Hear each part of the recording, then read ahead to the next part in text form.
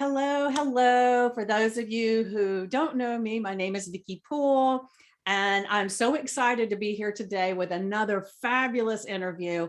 And today I'm with Sue Bayley, and I'm going to look at my notes a little bit so that I don't miss anything, because she's got some impressive things around her name that I just want to make sure I mention. To start with, she's considered the Autistic Whisperer, which, woo, that sounds amazing. And she's an experienced guidance practitioner, mentor, minister, therapist. So, I mean, and there's so much more. I want to give her a chance to tell you things. So, so before we begin with a lot, can you just kind of tell me what it means to be an experienced guidance practitioner? That sounds impressive, but I don't really know what that means. So, okay. Well, for about 20 years, 22 to be precise, I've been very focused around careers and life purpose work. But guidance really is the overarching umbrella that I bring to everything. So, you know, like it could be careers or life guidance, it could be spiritual guidance, or it could be creative or somatic guidance. And somatic's all about the body, coming from the word soma. So it's the thing that links all the things that I do, if you like. They're all in everything that I've learned. I've searched for meaning for myself and then for juice for strategies for others. So perfect. And I know from talking to you, and which we had a great conversation before. So I just feel like I just love you already. But you had a time. You had a time in your life as a child that you didn't speak. And I know you had things that happened that created that, but can you could just kind of, I mean, I think I want people to know some of these nuances about you to see that you are amazing with what you do. So can you just kind of speak on that just a little bit? Okay. So just before my 4th birthday, the ed psychologist that was brought into my life by my mother and my stepfather did a small experiment. It's the only way I can think of it as, where he got 4 generations of my family together one Christmas. And I guess he'd already primed them to find out if I did speak, who I chose to speak to. But let me stop you a second. Why did you stop speaking? Can you? Okay. So are you comfortable with telling that? Yeah. Okay. When I think between my 2nd and 3rd birthday or something around that period, I basically, like many toddlers, was scribbling on the walls. Parents have different reactions to that. Some people give them a blackboard or a whiteboard, or give them a space in their own room where they can doodle. It was a serious no, and I didn't take the message the first time. I just thought it applied to that piece of wall. So they'd find doodles all over the house. And one day they lost the plot, and I got hit, and I made the decision that was so outside of the way that my great-grandmother had parented me before they got hold of me, that that isn't how it should work, and decided I'd give myself a gagging order. And I think my inner wisdom somehow peculiarly knew that if I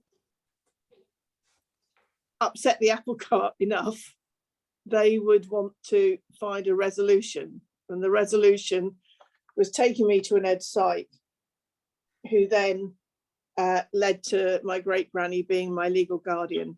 And she was my legal guardian until I was 16. And from what you said, you must have been with her prior to this. And then my mum was bigamously married, which means my papa was already married. I don't know whether she was aware of that or not. The myth implies that she wasn't.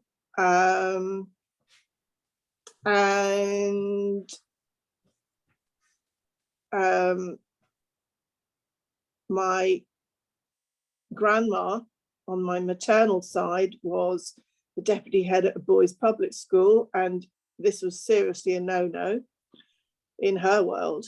Mhm. So her mother, my great grandmother, looked after my mother through the time that she split up from my father and the time that she was in the last 3 or 4 months of her pregnancy.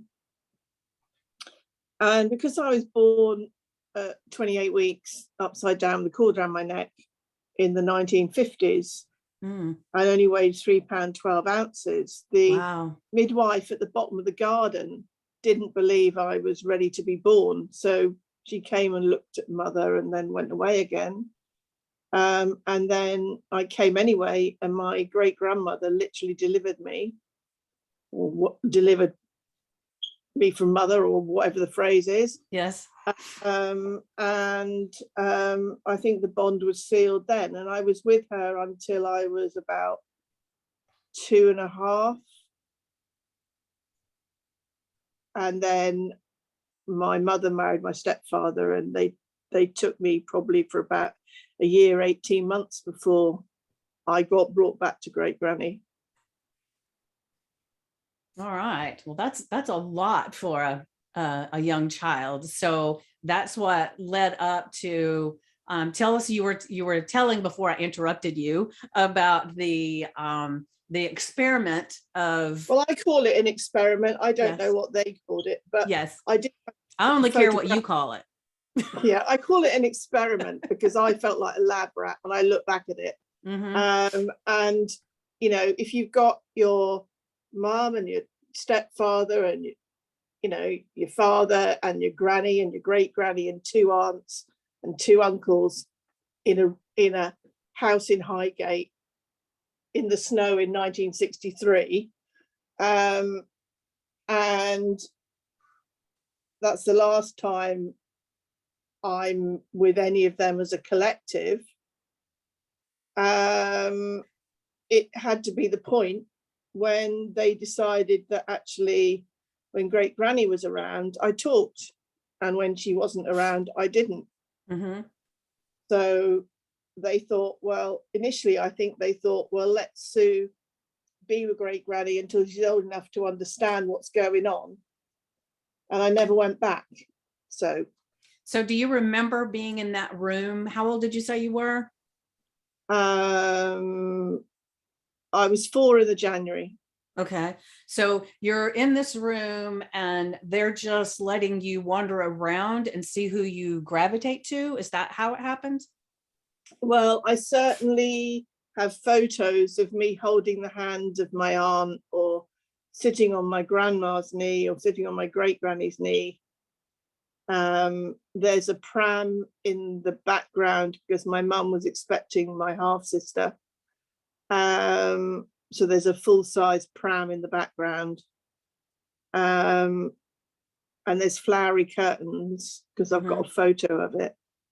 And I've also got, those old-fashioned slides that you have to hold up to the light. Yeah. With the white round the edges. Mm-hmm. Yeah. Mm-hmm. So yeah. I don't know where they are, but I know I've had them. So you're in this room and you talk when you're with your great grandmother. So she takes you then, right? Well, I don't know what happened, how the dots were joined up, but okay. I know that I started school after the next summer, and it was in Norwich with my great granny, whereas the other was in Highgate in London. So but you talked fine with her, right? You just not with everybody else. Okay. Yeah. All right. So how did that get you on this path? I don't know how I was at school, but I know that I did enough damage to myself to be taken to an ed site. Let's put it that way. Okay. All right. And one of the references that you talk about is with Helen Keller. So I really loved how you tied that in with her being as she was. Well, it came out with a conversation often as when I was trying to work out, well, how on earth do I get across what, you know, what lights me up and what my gifts are. And I'd watched the film of Helen Keller, and at some point the actor playing Helen Keller as a child was sitting under a table, sort of wailing and having a meltdown. And I thought, blimey, that's me. And I can remember, like, if a doctor had to come to see me, I would get under this old mahogany table that had like a red velvet cloth and a lace cloth and then the proper tablecloth. And I would get under there and I would plait the tassels of the red tablecloth. And the doctor would be sitting on the floor negotiating me to come out and talk to him.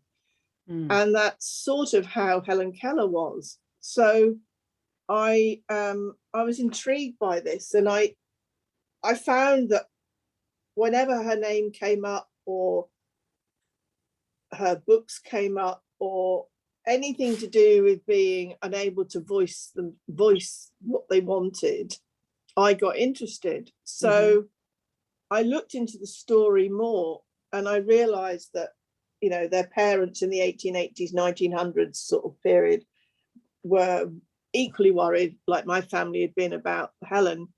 And they'd brought in this partially blind person called Anne Sullivan, who, if you watch the film, there's a point where she takes her into the garden and she takes her hand and she puts it under a tap or something with water, and the water goes on her hand, and then she taps it out what it is. And she basically taught her how to engage with the world. And then the woman became, you know, an advocate and a political activist and an advocate and a lecturer and all sorts of things. With support, I mean, you know, right. She never lost the fact she was quite a lot deaf and blind, but she found strategies. And I somehow that really registered with me. And I thought, well, if she found strategies, I can find strategies. So it's kind of like she didn't get a voice, but she got a way to communicate. And so you feel like in some ways that you're alike because you were able to create a voice and that you're a voice for others. Am I getting that connection there? Yeah, right? yeah. Okay. Okay. So for example, in my day job, I'm careers advisor for the hardest to reach kids, teenagers, and a lot of them are anxious, autistic, ADHD, just generally deemed hardest to reach kids. And I've always connected with them. I can give you an example right now. One day, somebody came in. He had a bald head. He had a Union Jack tattooed on his head. He had many tattoos. He'd been selling drugs in a city, and he needed a place to lay his head. And I got him into the YMCA. And he started to trust me. And there was about a 6-month gap until I met him again. And then he brought his dad with him, which was just like a 5 stone heavier version of him, really. And his dad sort of was quite, why are you talking to this woman, you know, this white middle class? And then he said some other words that better not be said on here. And the kid just said, well, you don't get her, do you? But she's like Martin Luther King. And I'm sitting there thinking, what did I hear? He said, she's like Martin Luther King. So his dad and I are both looking at him now saying, well, what planet are either of us on? And well, she is, because, you know, she stands up for people, and, you know, she's strong like Martin Luther King, and she'll stick up for me. And he said, anyway, Dad, I don't care what you think, she's helped me. And I was gobsmacked, because these two people are people that if I met in the street, I would cross the road to avoid. They were quite menacing to look at. Mm-hmm. But it taught me that you never know who you're talking to. You don't know what soul's inside whose body. That's right. And even like a little wise Einstein inside this body of a thug. That sounds dreadful, but you know, it just was such a weird experience. Mm-hmm. And I've had another one was I had somebody who had a miscarriage. She had some complications, so she was walking with a walking stick, and she was told she needed to have a dyslexia test, and she was petrified. And I questioned whether she even needed a dyslexia test, because she used to come in to see me and she'd pick up some scrap paper and start writing. And I'd be talking to her, making phone calls on her behalf, and she would just write, covering 2 sides of A4 sometimes. And I would think, well, does she need a dyslexia test for? Anyway, I took her for said test.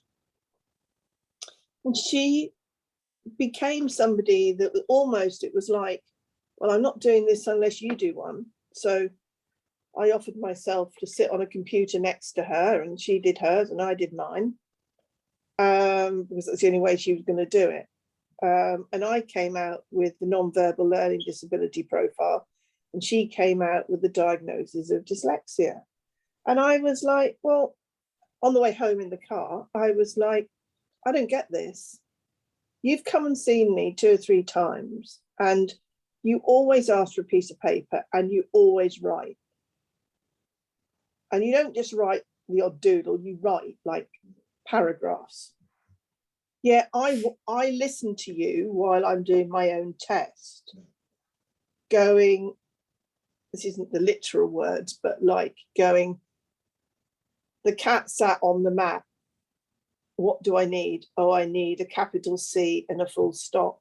And I'm thinking, you don't do that with me. And she said, oh, that's your fault. Pardon me? That's your fault. Why is it my fault? Because you give me permission to write. I do what? You know, so it became really clear to me that people started to get something from me that I was unconscious of. I mean, I've got many other examples, but it's not about that. But Right. it's like I started to think, well, what is this permission thing? I keep, you know, if I was helping, you know, middle-aged women learn to pick up a paintbrush again, they would always come, well, you've given me, you know, and some image would appear on the canvas. They'd always say, well, thank you for giving me permission. What's this permission piece? You know, and gradually I realized that's one of the things I do. I give people permission to howl, to laugh, to paint, to speak, to write, whatever there is, it happens.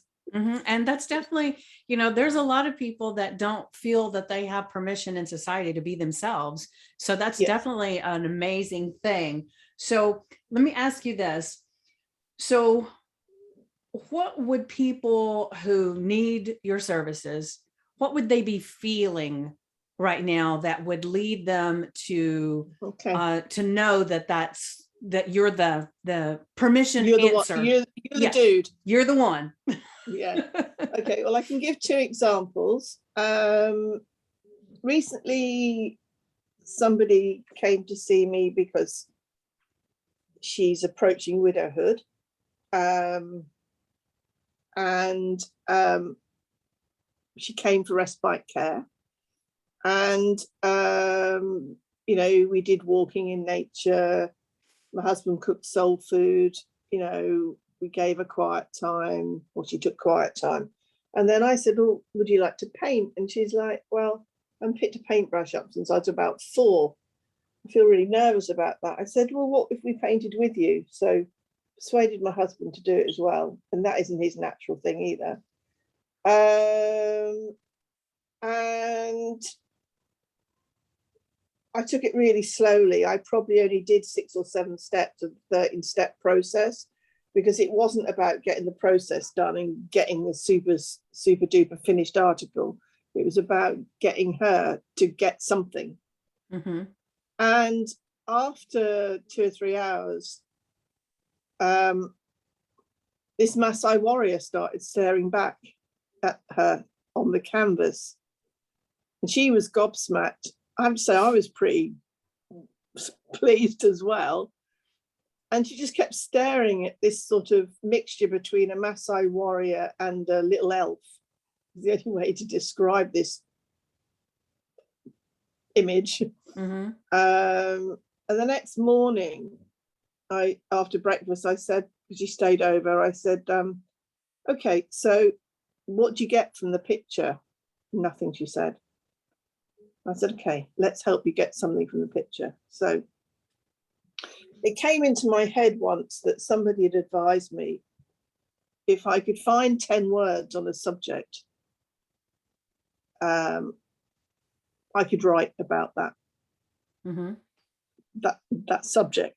Mm-hmm. So I asked her to look at the painting and to either from the colours or the shapes or the energy or whatever, I can't remember, to find 10 words. And then we spoke about what those 10 words meant to her. And then we composed, I guess, a little bit of prose around all that. And it was really, really revealing what she wrote, which is what I expected to happen. Mm-hmm. And she wrote me a brilliant testimonial, which she gave me permission to share. And I think I shared it with you, before. Mm-hmm. And so that's happened to me, I don't know, a dozen times. Do you know what I mean? So it's like I sort of, I sniffed out what I needed at 3, which was a different living environment. I sort of have a nose, if you like, for what piece of the jigsaw is missing in other people. Mm-hmm. So, and then, so in some ways you're saying that she didn't feel like she had a voice, so to speak. And so putting this stuff on the canvas created that knowledge of herself. I think it wasn't so much about a voice for her. It was about who is she if she's not a wife and a mother. Okay. And, with widowhood on the horizon in whatever time duration it is, and with her son post-university and living his own life, she needed a new identity and she had no idea where to start. Okay. So we tried to find a sense of self you could start with. Okay. Well, I would say there are a lot of people that have that issue with, even I know for me, I have a client who has been a caregiver for both her parents for a long time. Her mother passed away a couple of years ago, and then her father passed away this year. And so she's suddenly like, I've been caring for these people for so long. Now, how do I take care of me? And so is that kind of what you're leaning? Yeah, I mean, in her case, yes. I mean, that isn't always the sort of client that I attract, but so what sort of client do you normally gravitate toward? I knew that was the next question. I could see it, smell it coming. So okay, so one of the threads that I see in all of it is that I was talking to somebody yesterday, and I let them read the mini bio or the bio that you put out before the video. And they had a bit of a watery eye when they'd finished reading it. And I was like, never seen this person like this before. Okay, so afterwards they revealed how they didn't put an age on it, but they did say they made a decision that nobody could help them. And they were going to go it alone. And that their inner child is definitely sometimes takes over.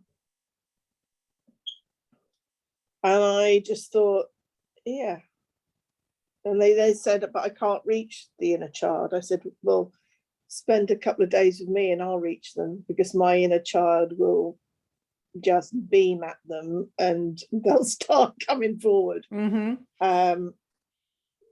So for people who aren't familiar with inner child work and what all that means, what is that?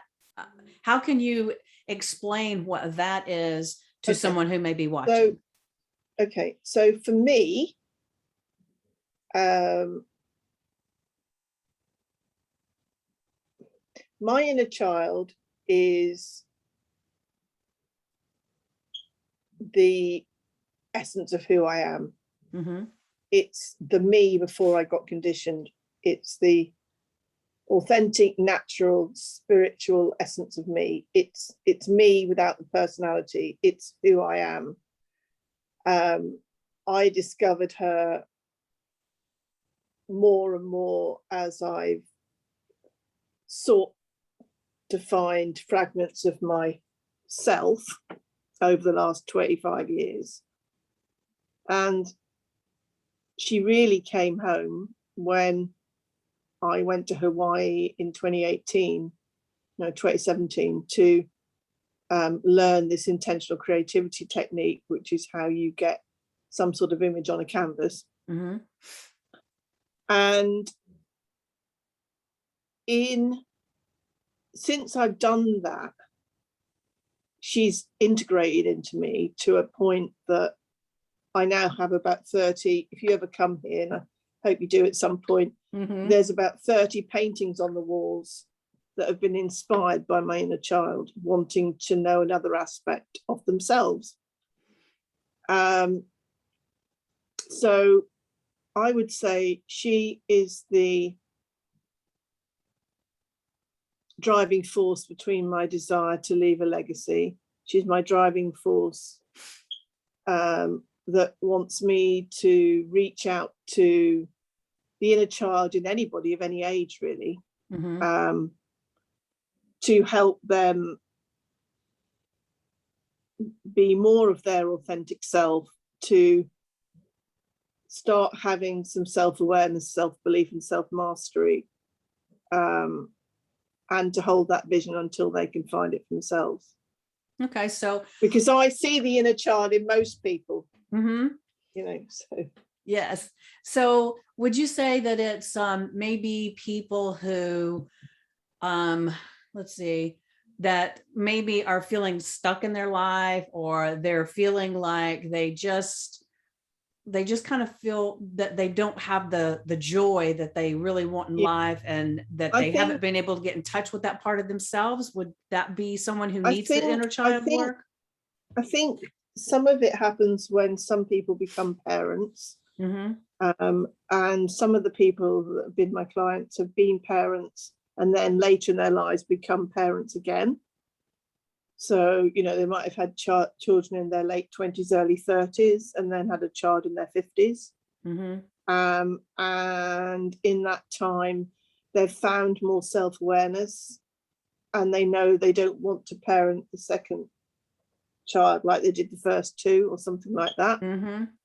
And they don't want to repeat some of the projections that they placed at the child's door, which was actually their own stuff. Another occasion, I was in a room with somebody that I didn't really know at the time.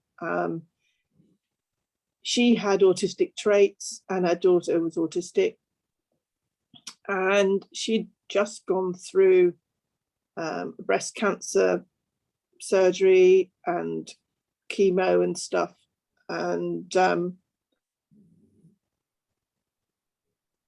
she previously managed to talk to her daughter about everything, but this was something they couldn't talk about because it made the young adult really scared. So somehow I was in the room with both of them, and somebody brought up the subject of her illness, and the daughter left the room. And she broke down in tears and came over and sat by me and just blurted. And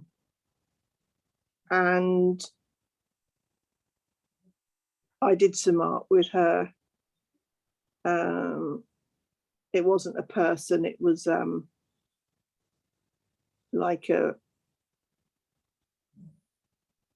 ship that held medicines and remedies and strategies. And she found a way to communicate with her daughter. All right. So there's So usually a link. am I understanding, it sounds like the art is a tool that you use to bridge the gap between what the parents are feeling, what the child is feeling, or if it's just a person without a child, it's the bridge between who they want to be and who they feel they are now. Am I getting that right? Yeah. Okay. So is that what you primarily do with most people? Is this art thing? I'm finding that I'm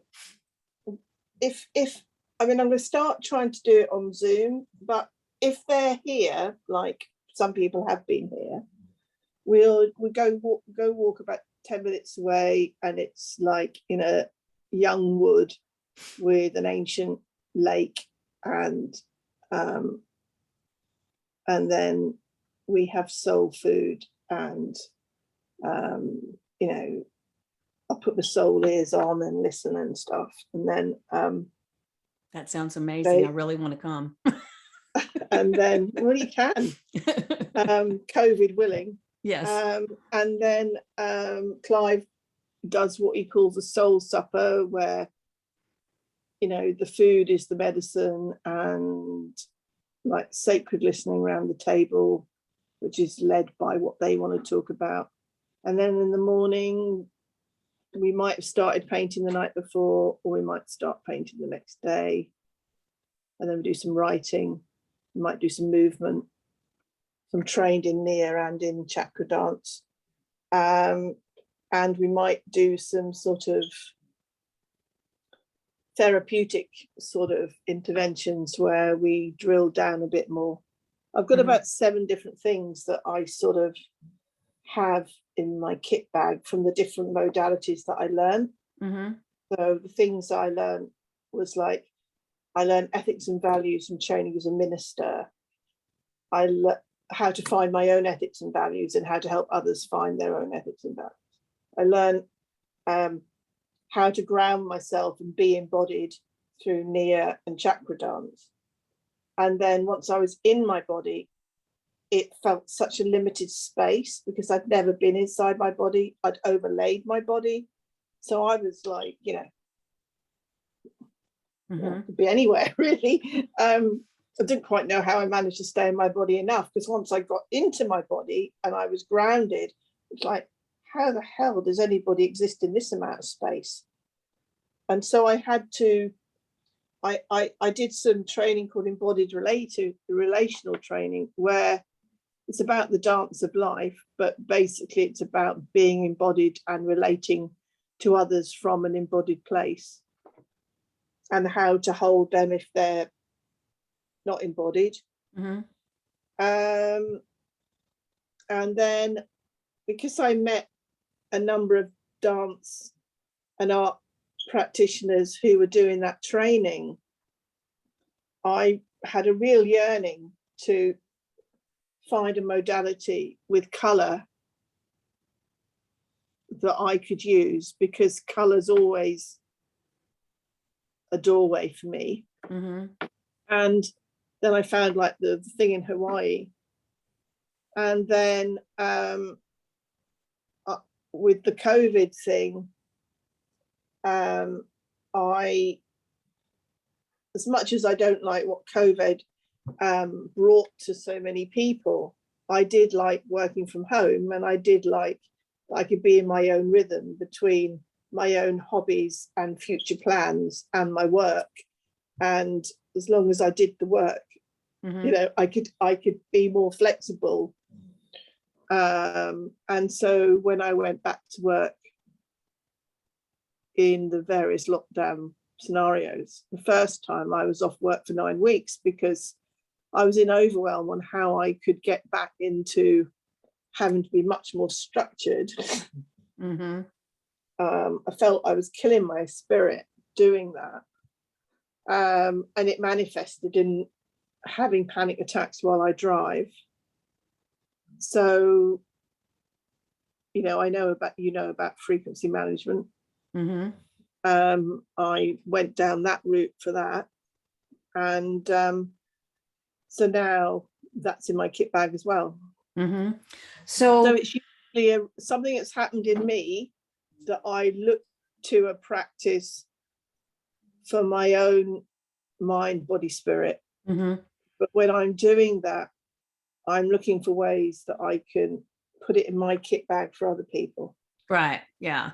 That's amazing. The one thing is, so do you feel like you're able to do a lot of the things that you do via Zoom? Because I would assume a lot of the people that are probably watching this may not be local to you. One of the things that I'm thinking of doing is to help people have a sense of the environment. So I've created a walking meditation. Well, I created it when I was doing the interfaith ministry, but where I walked around the entire lake and I picked up various, you know, bushes and landmarks and things. So I could hold that meditation to get them into the virtual sense of the space, and I could back that up with photos or a little video. Okay, that's very cool. And then similarly with the art studio, well, it's not the art studio, it's the core of my house, it's the dining room, it's my office, and it's an art studio. It's absolutely the hub of the house. You know, everything comes off it, if you know what I mean. Yeah. I could do the same. I could take pictures of some of the art of some of the place they would be if they were here, and give them a sense of the welcoming vibe of the house, so that they have a sense of what it might be like to be here. I haven't yet sussed how to, so I think you would need the camera you're speaking to and another camera on the easel or the table you're doing the art on. I haven't cracked that code yet, but I'm sure I could. Yeah. For when we do stuff like that. I'm sure where there's a will, there's a way. Oh, always.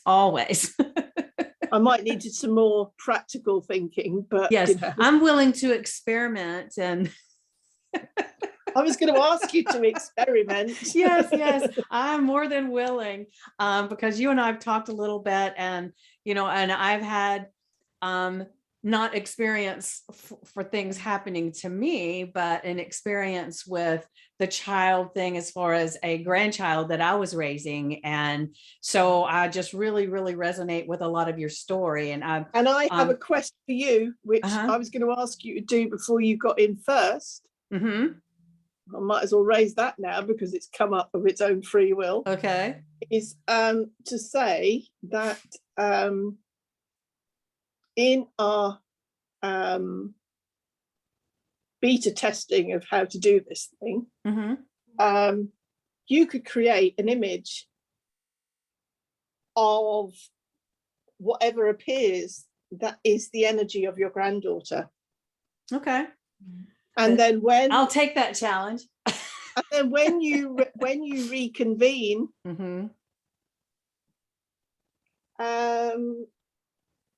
she will have something that's very worth cherishing.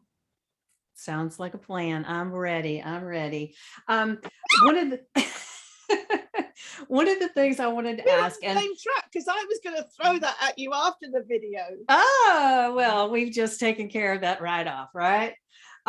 So one of the things I wanted to ask you was, I kind of got the impression from some of the stuff that you said, and correct me if I'm wrong, that one of the things that you do as well is that when someone has a child that maybe is autistic or whatever, and they have a hard time dealing with this child, because let's face it, no matter how much you love a child, if they have some type of disability, then they may not be what you imagined that your relationship would be.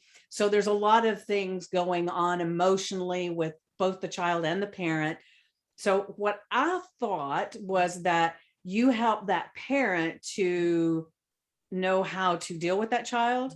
Is that, is that right? Or am I totally off base on that? There's some nuance in there that's right. Okay. I mean, only yesterday I was having a conversation with somebody whose child is about to be tested. For autism or for what? Yeah. Okay. Yeah. And you know, she was speaking about some of the challenges she faces when she wants to bring a person-centered, child-centered approach, and some people, you know, in the neighborhood or in other places misread what she's doing and, you know, think she should just be a whole lot, you know, tougher with the behavior.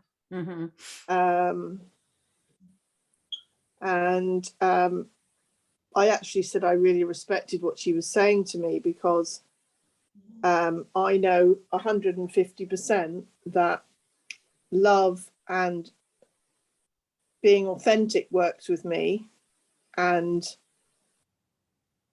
oughts and shoulds and chastising with loud voices or physical actions doesn't work for me. I just become shut down, mutely disobedient. Right. So what is one piece of advice for someone that might be dealing with that kind of thing right now, where they've got maybe a child that has a little bit of maybe a behavioral issue from whatever it comes from, and how to actually deal with that in a different way? I think you get two scenarios, don't you? You get the child that is very compliant at school, and therefore crazy at home. Yeah. Or you get the kid that's crazy at school and compliant at home. Or any combination. Right. But I think that is to separate the intrinsic child from the behavior.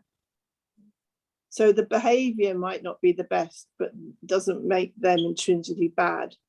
Right. So how would a parent do that? Because like, I know for myself, my son is an adult and I love him dearly, but he was, I would say, a challenge from the day he was born. He beat his head on the floor as a young child. He was very, very hard to, you'd almost say, control, because he was just out there. And as an adult, he's had a very hard time with staying within the guidelines of appropriate behavior as well. So what would you have told me to do to help me to deal with it in a better way, and maybe to help him? Is that even something that you feel is within your scope to even say? It is within my scope to say, because it's my direct experience. And I think that from the many adults I've witnessed who have got a child who's sensitive or anxious or autistic or ADHD or challenged in any emotional or physical way,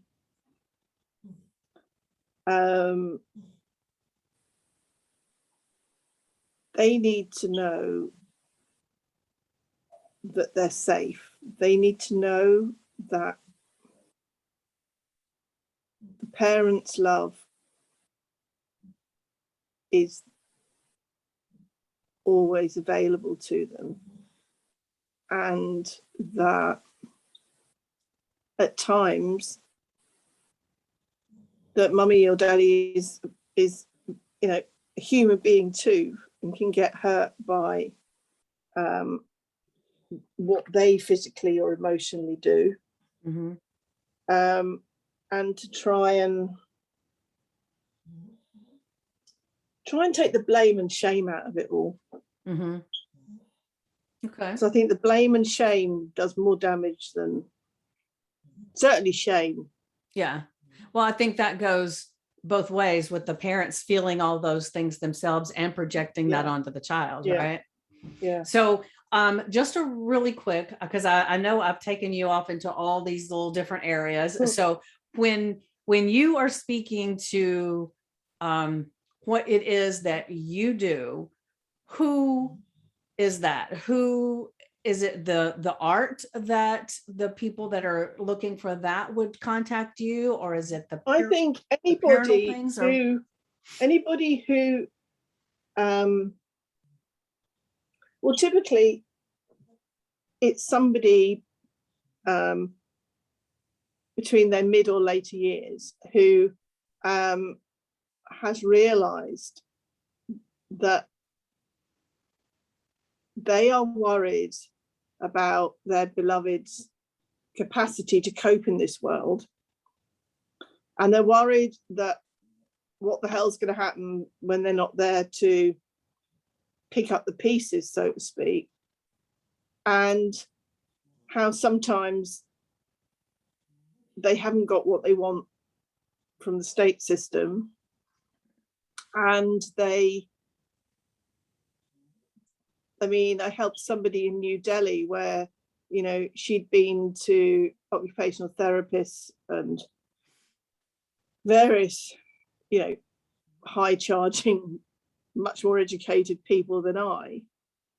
But what she liked about me when she spoke to me was I saw her child as little intrinsic human being that didn't need fixing. He just needed to find strategies, which isn't the way he was seen by people with all these, you know, MAs and PhDs. They were seeing him as a case to be fixed. Right. And I don't believe he needs to be fixed, or she.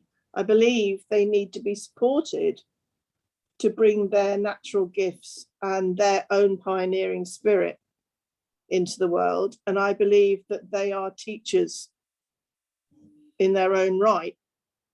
And the parents or grandparents or carers or guardians that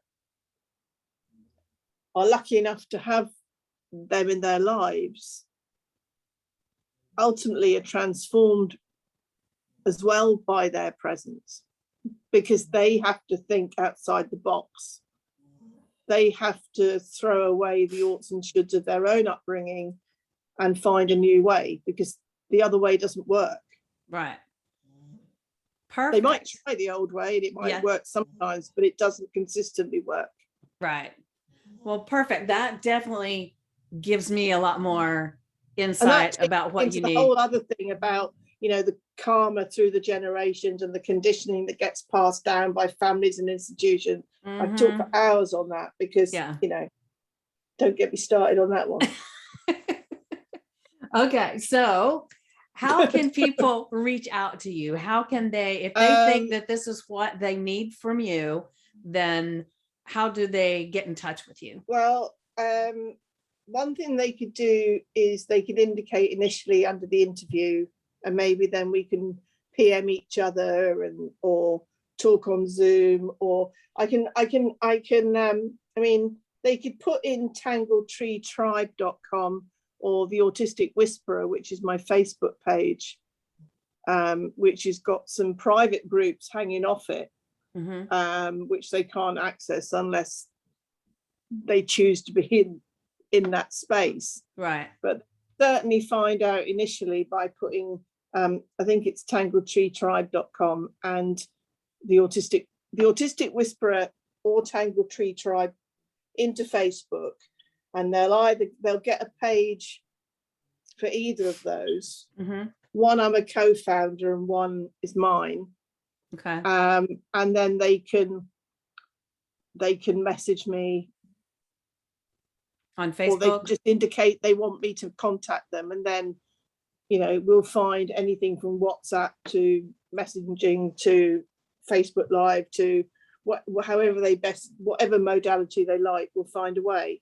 Okay, and we'll put in the comments. We'll put the links or for your, because you said it. I'll send you the links. Okay. I'll look the proper spelling of the links, and I'll send them to you. Yeah, because I started writing it down. I thought, well, maybe I need to find out for sure. No, I'll send you the proper. I'll look it up. I'll copy the actual link. Do you know what I mean? Perfect. Well, this has been so enlightening, and I'm looking forward to our little challenge of creating this art and helping you to discover how you can make this a remote thing, because I really feel like that would be such a blessing to even people that are dealing with the autistic children and everything to do the same thing. And then people that, like the one that you gave the example of, that is about to be a widow and she's trying to discover herself. So I can see that there are so many people. I mean, everything is around self-awareness, self-belief, and self-mastery. Yes. And my inner child is like the director of that, because she's the one that knows the benefits of me spending time, money, and energy on reparenting her. Right.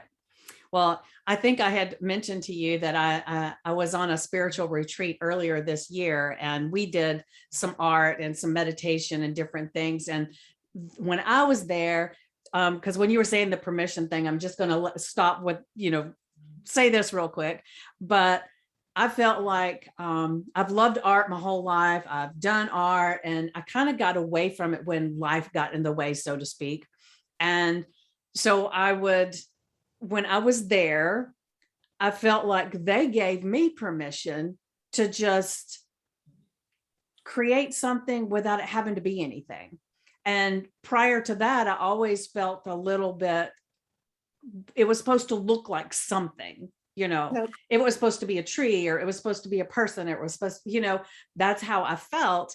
And so being in that, I know, but being at that retreat, it just gave me permission to create differently. And I will say that just that one exercise opened things up for me. And and I've done a few things since I've been home with that, but then, it's like it is. I have all these little schedules of things to do, and I get away from it. So I'm looking forward to doing it again with you, and maybe helping you to see how you can create in a much different arena than what you're used to. Yeah.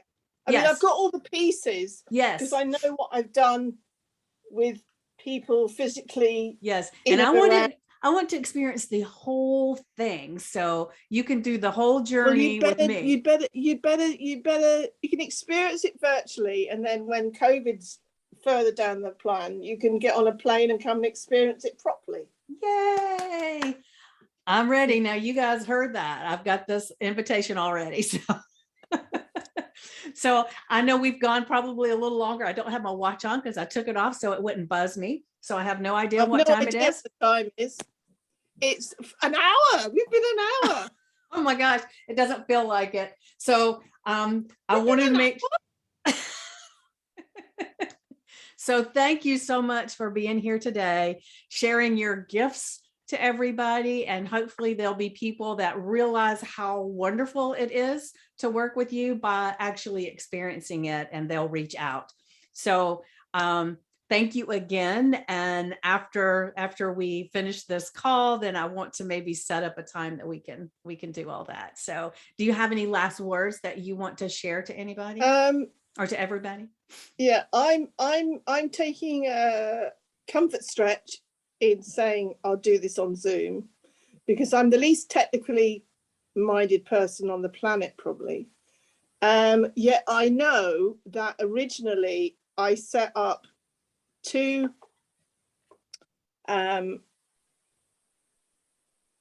domain names One was called Kindergarten for the Soul, because I see this internal hub in the house as my kindergarten space for my inner child to write and play and dance. And, you know, there's some cuddly toys, and there's art permanently out, and there's pictures on the walls. And, you know, it's like a kindergarten for adults. All I need is some rush mats on the ground, and you can have story time, you know, sitting on rush mats. I might do that. And then, because of the whole learning to be embodied piece, I got the domain Being in the Body. But for me, it is around being here now in your authentic self that you've found through your own seeking, finding, and mastery. I'll leave it there. Ah, perfect. Well, we'll leave it there. And then thank you so much. I greatly appreciate you. You're a blessing. Bye, everybody.